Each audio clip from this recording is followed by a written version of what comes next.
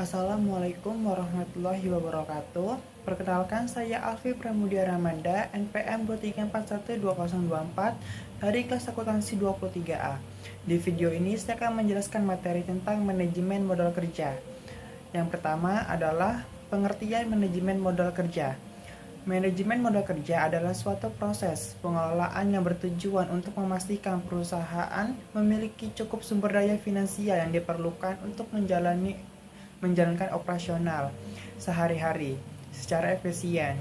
Modal kerja mencakup semua aset lancar yang digunakan untuk mendukung kegiatan, produksi, dan operasional perusahaan.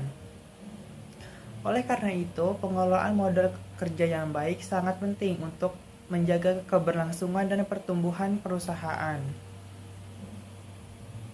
Yang kedua adalah komponen modal kerja. Modal kerja terdiri dari dua komponen utama. Yang pertama yaitu aset lancar atau current assets. Yang pertama ada kas, dan secara kas adalah uang tunai yang dimiliki perusahaan atau aset yang mudah dicairkan. Lalu kedua, piutang usaha adalah uang yang berutang oleh pelanggan kepada perusahaan akibat penjualan barang atau jasa secara kredit. Yang ketiga adalah persediaan atau inventaris, adalah barang-barang yang memiliki perusahaan untuk dijual atau digunakan dalam produksi barang dan jasa. Lalu yang berikutnya adalah aset lancar lainnya, misalnya seperti pembayaran di muka yang dapat dikategorikan dalam aset lancar. Yang kedua ada kewajiban lancar, terdiri atas yang pertama hutang usaha, utang yang timbul akibat pembelian barang atau jasa secara kredit. Yang kedua, hutang jangka pendek, kewajiban lain yang harus dibayar dalam jangka waktu kurang dari 1 tahun. Yang ketiga, liabilitas lancar lainnya, misalnya seperti beban aktual atau kewajiban yang harus dibayar dalam waktu dekat. 3. Tujuan manajemen modal kerja. Tujuan utama dari manajemen modal kerja adalah untuk menjaga agar perusahaan memiliki likuiditas yang cukup guna menjalankan operasionalnya tanpa menghadapi kesulitan keuangan. Adapun tujuan lebih spesifiknya adalah sebagai berikut. Yang pertama, menjaga likuiditas agar perusahaan bisa memiliki kewajiban jangka pendek tepat waktu. 2. Meningkatkan profitabilitas dengan memanfaatkan modal kerja secara efisien, perusahaan bisa meningkatkan profit.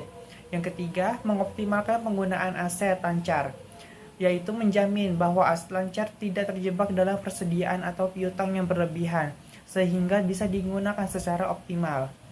Yang keempat, yaitu mengurangi risiko kebangkrutan, menghindari perusahaan terjebak dalam kesulitan keuangan akibat kelalaian dalam mengolah modal kerja. Yang selanjutnya adalah strategi manajemen modal kerja. Manajemen modal kerja yang efektif melibatkan beberapa strategi, antara lain yang pertama adalah pengelolaan piutang. Mengelola piutang dengan cara mempercepat penerimaan kas dari pelanggan, misalnya dengan memperketat kebijakan kredit atau memberi diskon kepada pelanggan yang membayar lebih awal. Yang kedua adalah pengelolaan persediaan. Mengoptimalkan level persediaan agar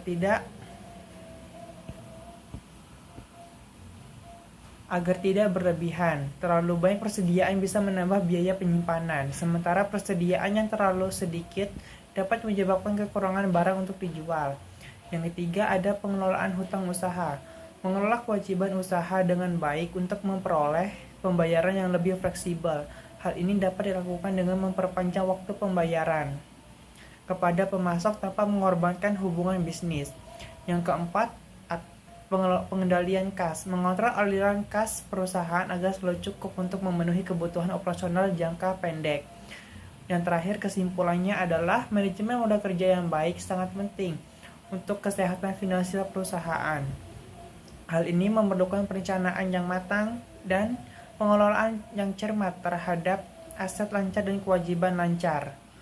Dengan menggunakan berbagai strategi dan mengukur kinerja melalui rasio keuangan yang tepat, perusahaan dapat menjaga likuiditas, memaksimalkan profitabilitas, dan mengurangi risiko kebangkrutan.